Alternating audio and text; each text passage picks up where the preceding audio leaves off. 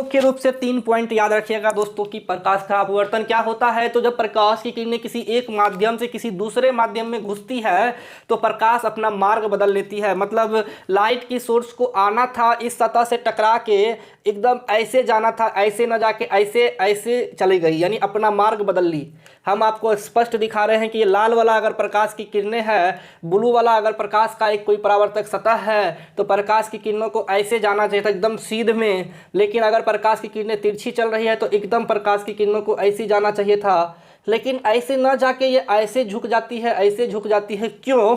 क्योंकि मीडियम बदलने पे प्रकाश अपना मार्ग बदल लेती है। ये पहला रिजल्ट।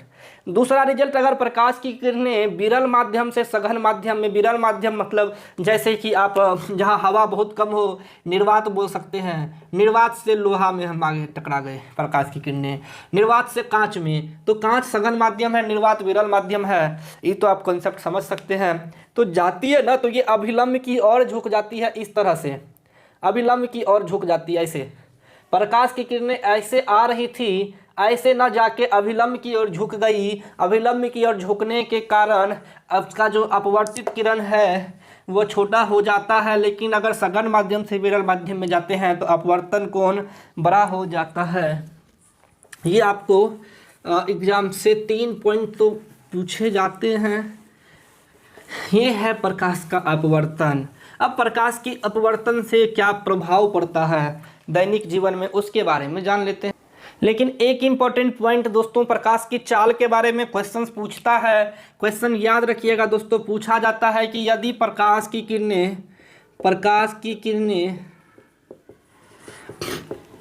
विरल से सघन में जाती है तो विरल से सघन में जाती है तो चाल पर प्रभाव,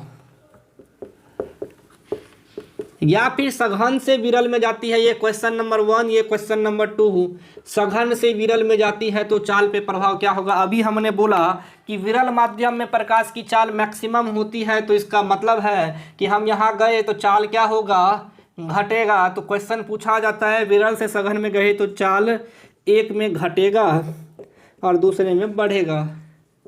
विरल माध्यम में चाल अधिकतम होता है, सघन माध्यम में प्रकाश की चाल न्यूनतम होता है। ये इंपॉर्टेंट पॉइंट ये भी लिख लीजिएगा। चलिए दोस्तों, हम प्रकाश के अपवर्तन के कुछ एग्जाम्पल्स देख लेते हैं ताकि आपको समझ में आ जाए। आपको ये एक चित्र दिख रहा है, हमने एक गिलास पानी लिया और इस पानी में एक पेंसिल को ऐसा डुबाया कि ये आधा भाग ऊपर और आधा भाग नीचे है।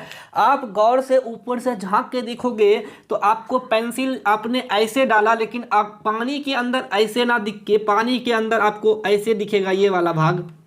हम पूछ रहे हैं क्यों दिखेगा ऐसा, क्यों दिखेगा ऐसा, जरा आप हमको बताओ क्यों दिखेगा पेंसिल इस तरह से। क्यों? क्योंकि दोस्तों प्रकाश का अपवर्तन ने कहता क्या है कि दोस्तों पानी के ऊपर विरल माध्यम था, हवा था, पानी के नीचे सघन माध्यम यानी पानी था, और विरल माध्यम से सघन माध्यम पे जाने के बाद प्रकाश की चाल बदल गई। यही प्रकाश का अपवर्तन है।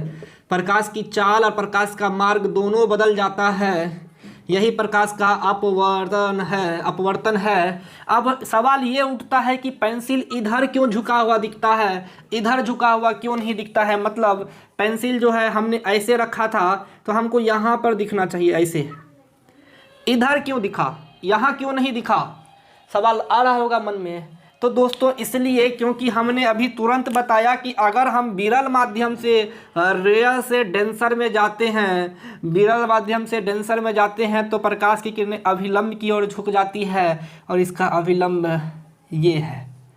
ठीक है दोस्तों, ये अभिलंब की ओर झुक जाती है, ये कहलाता है प्रकाश का अपवर्तन। और कुछ एग्जाम्पल ले लेते हैं, एक और एग्जाम्पल ले लेते हैं दोस्तों। माना कि यह एक कांच का दीवार है, हमने बोला यह कांच का दीवार है।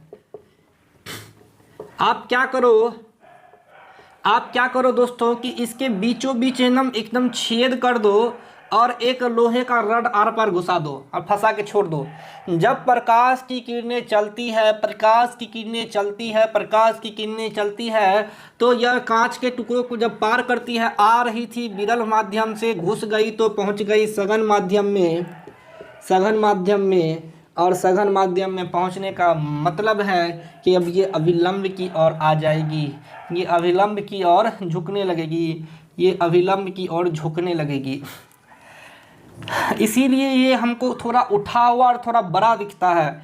पूछा जाता है कि कांच की दीवार के में अगर छेद करके एक लोहे की रॉड को घुसा दें तो कांच के बाहर हमको लोहा वैसा ही दिखता है जितना वास्तविक है, लेकिन कांच के उस बगल देखने पे वो हमको बड़ा और थोड़ा उठा हुआ क्यों दिखता है? तो प्रकाश का अपवर्तन। चलिए दोस्तों, अब कुछ दो इम्पोर्टेंट पॉइंट है जो अपवर्तनांक से रिलेटेड है। पहला है अपवर्तन से रिलेटेड है, पहला है अपवर्तनांक, दूसरा है निरपेक्ष अपवर्तनांक। तो अपवर्तनांक प्रकाश का वह गुण होता है जो प्रकाश का चाल निर्धारित करता है। प्रकाश का स्पीड क्या होना चाहिए, कितना होना चाहिए, यह निर्धारित करता है अपवर्तनांक। कि प्रकाश की चाल किस मीडियम में कितनी होनी चाहिए वह अपवर्तनांक बताता है। और निरपेक्ष अपवर्तनांक बोलता है कि निर्वात में प्रकाश की चाल मतलब 3 × 10⁸ मीटर पर सेकेंड से आप किसी मीडियम में प्रकाश की चाल, जैसे हमने नाइलॉन का बोला था 1.96 × 10⁸, ये हम बता चुके हैं। उस मीडियम, जैसे ये नाइलॉन का है, अगर प्रकाश की चाल निर्वात में जितनी हो उससे उस मीडियम में प्रकाश की चाल जो हो उससे भागा दे दिया जाए तो उसको बोलते हैं निरपेक्ष अपवर्तनांक। और इसका यूनिट नहीं होता है क्योंकि ये यूनिट कट जाता है, बच जाता है आपको कांस्टेंट फैक्टर। चलिए दोस्तों, अब हम बात करते हैं अपवर्तन के नियम के बारे में या स्नेल के नियम के बारे में। तो अपवर्तन का नियम या स्नेल का नियम कहता क्या है? पहला नियम कि जो आपतित किरण है, आपतित किरण, जो अपवर्तित किरण है, ये वाला अपवर्तित जो अपवर्तन के बाद बनता है, और जो नॉर्मल यानी अभिलंब है, वो तीनों एक ही तल, एक ही प्लेन में होनी चाहिए। तीनों एक ही प्लेन में होनी चाहिए, एक ही प्लेन में होनी चाहिए, एक ही तल में होने चाहिए, एक ही प्लेन पे तीनों होने चाहिए। यह पहला रूल है। और दूसरा रूल कहता है कि आपतित किरण से बना कोण अभिलंब के बीच और आपतित किरण के बीच बना कोण आपतन कोण, और अपवर्तित किरण अभिलंब के बीच बना कोण अपवर्तित किरण की जया यानी साइन दूसरे मीडियम से पहले मीडियम का भागा R/I, सॉरी उल्टा बोल दिया, पहले मीडियम से दूसरे मीडियम की भागा, फिर R लिख रहे हैं, I/R एक कांस्टेंट फैक्टर देता है, एक कांस्टेंट फैक्टर देता है। यह कांस्टेंट फैक्टर हमको बोलते हैं अपवर्तन, क्या कहते हैं, स्नेल अपवर्तनांक बोलते हैं। अपवर्तनांक नियतांक मतलब कांस्टेंट, इसको स्नेल नियतांक या अपवर्तनांक नियतांक बोलते हैं, यानी कांस्टेंट बोलते हैं। जैसे कि आपने GF = GM1m2/r² पढ़ा, यह एक नियतांक होता है। इसी तरह sin I/sin R आपको एक नियतांक वैल्यू देता है, यही अपवर्तन के नियम है। चलिए दोस्तों, अब हम बात करते हैं क्रांतिक कोण यानी क्रिटिकल एंगल के बारे में आपसे। ये सिर्फ टॉपिक है, एग्जाम में इतना इम्पोर्टेंट पॉइंट नहीं है। क्रिटिकल एंगल के आपको फैक्टर्स पूछते हैं, μ = 1/sin c होता है, बस ये पूछा जा सकता है, इससे ज़्यादा आपको कुछ नहीं पूछा जा सकता। उसमें भी ये पॉलीटेक्निक वालों के लिए ज़्यादा इम्पोर्टेंट है। ग्रुप डी, रेलवे, SSC के लिए इतना डीपली नहीं पूछता, अभी तक तो नहीं पूछा है, लेकिन बहुत आसान है क्रिटिकल एंगल जानना भी। तो दोस्तों, हमने बोला कि प्रकाश के किसी स्रोत से आने वाली किरण को क्या बोलते हैं? आपतित किरण। और हमने बोला कि किसी माध्यम से, चलो मान लो ये वायु है और यह कांच है, और किसी माध्यम से, जैसे कि विरल से सघन माध्यम की और कोई वस्तु घुसता है, वे गुजरता है, तो बोला था कि वस्तु सीधी ना जाके पर अभिलंब की ओर झुक जाती है। हमने यह आपको पढ़ा चुके हैं कि अगर वस्तु विरल माध्यम से सघन माध्यम की ओर जाती है तो वह सीधा ना जाकर अभिलंब की ओर घुस जाती है या निकल जाती है। अगर यह माध्यम चेंज कर देंगे कांच से वायु, तो अब यह अभिलंब की ओर ना झुक के अभिलंब से थोड़ा सा दूर जाके बनाएगी, और यह एंगल होता था एंगल R, यह एंगल I। यह आपतन कोण और अपवर्तन कोण होता था। एंगल R को हमने बोला अपवर्तन कोण। इतना तो अभी हम आपको पढ़ा चुके हैं। इसको बोला आपतन कोण। क्या बोला? आपतन कोण। लेकिन अब एक कंडीशन ऐसा हो जाए कि यह जो एंगल R है वह अभिलंब से इतना दूर हो जाए कि एकदम सतह से चलने लगे, एकदम सतह पर चलने लगे और एंगल आर एक समकोण हो, यानी एंगल आर 90 डिग्री के इक्वल हो जाए। कौन सा कोण? अपवर्तन कोण। तो इस कंडीशन में बने कोण को बोलते हैं क्रांतिक कोण, एंगल सी, क्रिटिकल एंगल।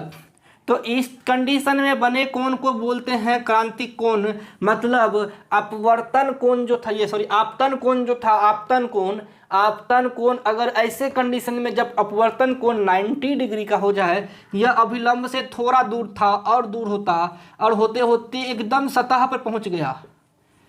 हमने बोला कि किसी सघन माध्यम से विरल माध्यम में जाएंगे तो अपवर्तन कोण अभिलंब से दूर बनेगा और दूर बनेगा। अगर माध्यम और सघन होगा, ये और विरल होगा, और इतना विरल हो जाए कि यह एकदम सतह से चलने लगे, तो जो एंगल आर बन रहा था वो एंगल आर कितना हो जाता है? 90 डिग्री का। कोई दिक्कत है क्या दोस्तों? यह एंगल आर जो था अभी पहले ऐसे होता, तो angle R angle R angle R angle R अब सतह तक पहुंचा दिया हमने इसको। जब आर का मान 90 डिग्री हो जाए, आर का मान 90 डिग्री हो जाए, तो ऐसे केस में बने कोण को क्रिटिकल एंगल, एंगल सी बोलते हैं। म्यू बराबर साइन हमने बोला है कितना होता है? आई बट्टा साइन आर, यही होता है ना, साइन आई बट्टा साइन आर होता है। चलो दोस्तों, लेकिन क्रिटिकल एंगल के केस में चूंकि साइन आर 90 डिग्री होता है, इसका मान 1 होता है, लेकिन क्रिटिकल एंगल के केस में जो नियतांक होता है वो 1 बट्टा साइन सी होता है। ये जस्ट अपोजिट होता है, इसको याद रख लीजिएगा केवल, ठीक है। एंगल आर 90 डिग्री, यही क्रिटिकल एंगल है। क्रिटिकल एंगल जब प्रकाश की किरणें किसी ऐसे माध्यम में प्रवेश कर जाए कि वह अभिलंब से इतना दूर हो जाए कि वह सतह से गुजरने लगे। कौन सा? अपवर्तन कोण, अपवर्तित किरण। तो इस तरह बने कोण 90 डिग्री के होंगे और ऊपर वाला कोण हमारा क्या होगा? क्रिटिकल एंगल, क्रांतिक कोण हो गया, ठीक है। चलिए दोस्तों, अब अगले क्लास में हम आपको बताएंगे वायुमंडलीय अपवर्तन प्रकाश का प्रकीर्णन, प्रकाश का पूर्ण आंतरिक प्रकीर्णन। तो आज के क्लास में इतना ही रहने देते हैं दोस्तों, धन्यवाद।